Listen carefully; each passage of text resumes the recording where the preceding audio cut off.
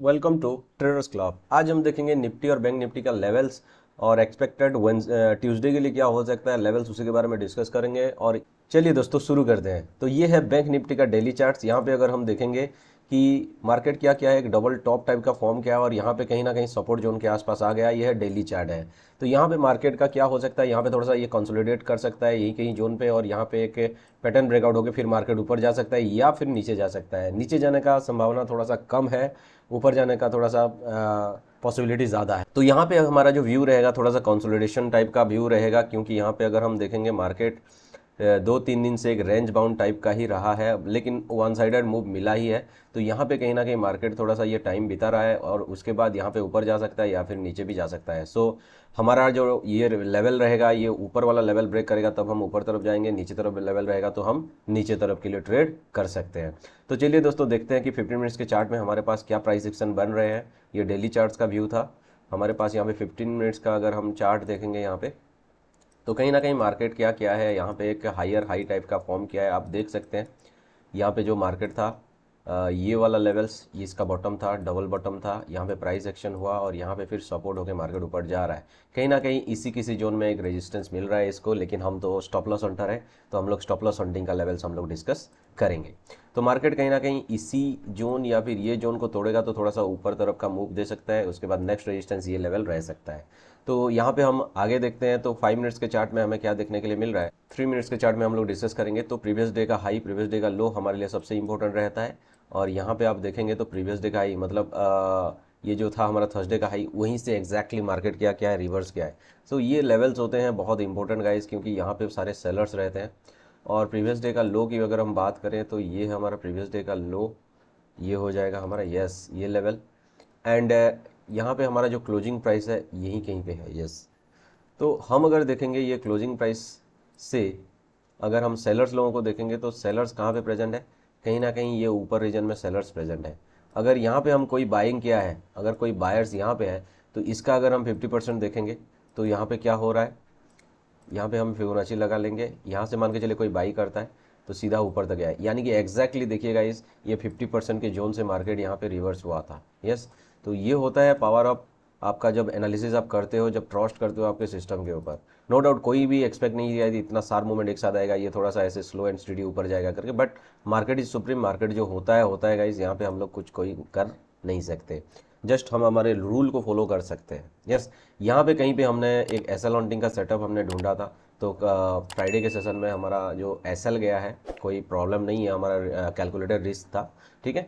तो हमेशा आपका लॉस जो होना चाहिए वो कैलकुलेटेड होना चाहिए, आपको पता होना चाहिए कि आप कितना लॉस करने वाले हो आज के दिन में। प्रॉफिट तो मार्केट अपने हिसाब से दे ही देगा ठीक है। तो हमारा रिस्क को हम मैनेज कर सकते हैं, बाकी हमारे हाथ में कुछ भी नहीं होता मार्केट में। तो आते हैं हमारा जो एनालिसिस रहेगा वो कहाँ पे रहेगा। देखिए यहाँ पे हमारा क्या होगा, अगर मान के चलिए कहीं ना कहीं कल अगर मार्केट गैप अप खुलता है, अगर मान के चलिए यहीं कहीं पे गैप अप खुलता है, तो यहाँ पे मार्केट क्या करेगा, यहाँ पे जो बायर्स और सेलर्स हैं, पहले चीज़ तो यहाँ पे बायर्स बहुत प्रॉफिट में रहेंगे। उसके बाद मार्केट थोड़ा सा ट्राई भी करेगा, ये जो सेलर्स हैं इनको हटा दे, इनका स्टॉप लॉस कहीं ना कहीं इसी किसी जोन में होगा। तो इसी के चलते मार्केट क्या करेगा, इनका स्टॉप लॉस को खा जाएगा। स्टॉप लॉस को खाने के बाद यहाँ पे मार्केट ऐसे गैप अप ओपन होने के बाद यहाँ पे एम पैटर्न बना के सीधा गिरेगा। हो सकता है ये क्लोजिंग प्राइस तक आ सकता है या फिर सेम डे लो तक भी आ सकता है। तो सेम डे लो यहाँ पे देखो गाइस, होता क्या है ना, कल जैसे हमने पुट साइड का ट्रेड लिया था, तो पुट साइड का ट्रेड में हमें कहाँ पे प्रॉफिट बुक करना था, हमें एक्चुअली यहाँ पे ही प्रॉफिट बुक कर लेना चाहिए था। इसका मेन रीज़न क्या था कि मार्केट यहाँ पे जब सारा का सारा जो बायर्स सेलर्स हैं, इनके लो से अगर इनका हाई का अगर आप फिबोनाची ड्रॉ करेंगे तो आप देखेंगे तो एग्जैक्टली 50% से मार्केट क्या हुआ है, रिवर्स किया है। तो आप क्या करेंगे यहाँ पे, हम मैं जब कल जो गलती किया था उसका रीज़न था कि यहाँ पे मैं सोचा कि पूरा का पूरा क्लोजिंग प्राइस तक मार्केट आएगा, लेकिन यहाँ पे मार्केट आया नहीं। और यहाँ पे फिर मैं सोच रहा था कि इसी पैटर्न में फिर मार्केट ऊपर जा सकता है, बट यहाँ पे मार्केट क्या किया, पहले से ही रिवर्स कर गया। तो इसी के चलते हम यहाँ पे छोटा सा स्टॉप लॉस ले लिए, कोई दिक्कत वाली बात नहीं है, बट हमें सीखने के लिए मिला कि हमें कहाँ पे एग्जिट करना चाहिए। तो जहाँ जब भी आपका market 100-200 point gap up open हो जाता है, तो उस टाइम में आपके पास कुछ थोड़ा सा जब भी आप रिवर्सल ट्रेड करते हो तो डाउन साइड ट्रेड करते हो थोड़ा सा रिस्की हो जाता है। तो वहाँ पे आपको प्रॉपर सेटअप चाहिए, प्रॉपर लेवल चाहिए, आप कहाँ पे एग्जिट कर सकते हो। तो यहाँ पे हमारा एग्जिट लेवल यहीं पे होना चाहिए था, बट हमारा टारगेट क्या था, यहाँ तक था। तो इसी के चलते मार्केट सडन रिवर्स हुआ 50% जोन से, जिसको हम एसएल हंटिंग बोलते हैं। ये बायर्स को कहीं ना कहीं, यहाँ पे जो बायर्स है, ये बायर्स का कहीं ना कहीं 50% प्रॉफिट को ये यहाँ पे लॉस किया और मार्केट फिर रॉकेट की तरफ भाग गया। सो ये होता है power of stop loss hunting guys. कुछ रूल्स आपको हमेशा 360 डिग्री एंगल से देखना पड़ेगा कि कहाँ पे क्या होता है क्या नहीं होता है। चलिए दोस्तों डिस्कस करते हैं हम लोग गैप अप। गैप अप होता है तो हमारा व्यू क्या रहेगा, सेलिंग तरफ रहेगा, और टारगेट यहाँ पे बड़ा सा गैप अप अगर हुआ तो उसका 50% हम लोग लेंगे यहाँ पे, ठीक है। और अगर मान के चलिए गैप अप होके मार्केट यहाँ पे क्या हुआ, कंटिन्यूसली डाउन होने लगता है। मार्केट अगर ओपन हुआ गैप अप यहीं कहीं पे और मार्केट कंटिन्यूसली ऐसे डाउन होने लगता है, तो इसका 50% जोन से मार्केट रिवर्सल हो सकता है। लेकिन सेम चीज़, सेम प्राइस एक्शन कभी रिपीट नहीं होता, ये भी आपको याद रखना पड़ेगा। जब मैं ऐसे लॉन्टिंग का कोर्सेस लाऊंगा तो उस टाइम में ये सब चीज़ें हम डिस्कस करेंगे गाइस। और यहाँ पे होगा क्या कि मार्केट यहाँ पे जब आएगा नीचे, तो यहाँ पे ये क्लोजिंग प्राइस से ये ओपनिंग प्राइस तक हम 50% ले जाएंगे, और यहाँ से मार्केट क्या हो सकता है, रिवर्स हो सकता है। तो हमारा व्यू जो रहेगा डाउन बाइंग साइड रहेगा, और हो सकता है 50% जोन को अगर रिवर्स नहीं कर सके तो यहाँ पे आके ये डब्ल्यू पैटर्न बना के ये क्लोजिंग प्राइस से मार्केट ऊपर तरफ रिवर्स कर सकता है। तो होगा क्या, देखिए आपको हमेशा समझना है कि यहाँ पे जब गैप अप खुलेगा तो बायर्स प्रॉफिट में रहेंगे, और बायर्स का फिर एसएल हंटिंग करने के लिए मार्केट नीचे आएगा। ये केस में ये लोग कहीं पे कहीं कुछ लोग सेल किए होंगे, अब सेलर्स का स्टॉप लॉस हंटिंग करने के लिए मार्केट ऊपर जाएगा। तो जहाँ पे स्टॉप लॉस होता है मार्केट उसी तरफ मूव करेगा। बस आपको ये पहचानना है कि स्टॉप लॉस किस तरफ रहता है। उसके बाद अगर मार्केट यहाँ पे देखेंगे कि फ्लैट खुलता है कहीं इसी किसी जोन के आसपास, मान के चलिए ये वाला आपके किसी जोन के पास यहाँ पे, तो यहाँ पे हम थोड़ा सा कॉशियस रहेंगे। मार्केट किस तरफ प्ले करता है क्या करता है, पहले 15-20 मिनट तक हम छोड़ ही देंगे तो सही रहेगा, बेटर रहेगा। प्राइस एक्शन फॉलो करता है तो सही बात है। यहाँ पे क्लोजिंग प्राइस को ब्रेकआउट करके अगर जाता है तो हमारा ये टारगेट रहेगा पहला वाला, डे हाई। अगर क्लोजिंग प्राइस के पास आसपास रेंज बनाता है 10-15 मिनट का, और यहाँ पे फिर डाउन साइड देता है, तो हमारा नीचे तरफ रहेगा, नेक्स्ट स्विंग हमारा टारगेट रहेगा। तो फ्लैट ओपनिंग के केस में थोड़ा सा हम लोगों को प्राइस एक्शन फॉलो करना पड़ेगा गाइस।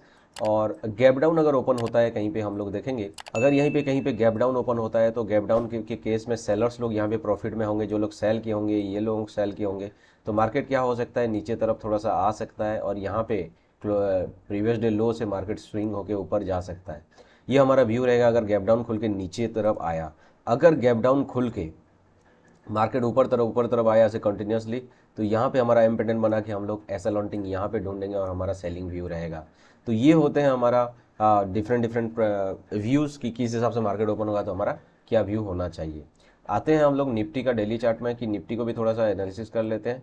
तो निफ्टी यहाँ पे अगर हम देखेंगे तो प्रीवियस डे हाई यहाँ पे है, और प्रीवियस डे का जो लो है ये इस लेवल में है। Yes, this is previous day low and this is previous day closing. तो निफ्टी में थोड़ा सा लास्ट में सेल ऑफ आया है, ठीक है।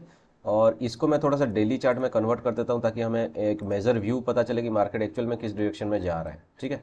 तो अगर आप यहाँ पे देखेंगे बड़ा सा एक इनसाइड कैंडल बना है, और हमारे हिसाब से जो इनसाइड कैंडल का हाई और लो होता है वो इंपॉर्टेंट होता है। ये इनसाइड कैंडल के अंदर जितना दिन मार्केट रहेगा थोड़ा सा रेंज बाउंड टाइप का रहेगा, उसके अंदर जो हम ज़्यादा बड़ा टारगेट एक्सपेक्ट नहीं करेंगे, इसका मतलब यही होता है।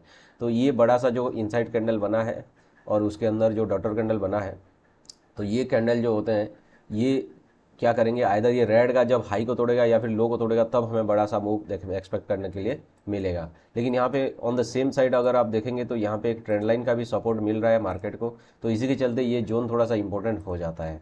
तो अभी के लिए हम थोड़ा सा ज़्यादा बड़ा टारगेट नहीं करेंगे, और इसी के चलते हम लोग देखेंगे कि 3 मिनट्स के चार्ट में हमारे पास क्या क्या व्यू हो सकते हैं। सेम टू सेम व्यू होता है निफ्टी बैंक निफ्टी का, लेकिन जब आप पैरेलल वॉच करते हो दोनों को तो आपको व्यू इंपॉर्टेंटली पता चल जाता है।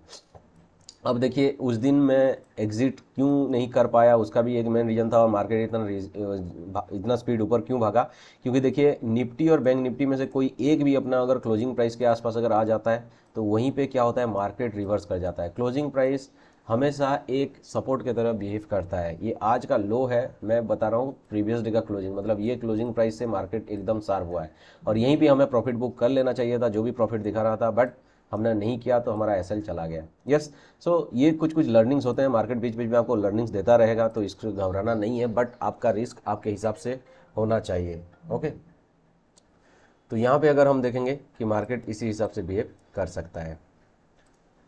नेक्स्ट, अगर मार्केट गैप अप ओपन होता है अगर मार्केट यहाँ पे कहीं पे गैप अप ओपन होता है तो हमारा व्यू क्या रहना चाहिए। अगर गैप अप ओपन होता है तो देखिएगा इस यहाँ पे जितना भी बायर्स हैं इन लोगों का 50% प्रॉफिट चला गया है, ओनली एंड ओनली यहाँ पे सेलर्स हैवी हैं। तो सेलर्स का कहीं ना कहीं एसएल इस तरफ होगा। तो अगर गैप अप ओपन होता है तो मार्केट मेरे हिसाब से मोस्ट प्रोबेबली ऊपर जाना चाहिए और यहाँ पे एसएल ऑन होकर के नीचे आना चाहिए।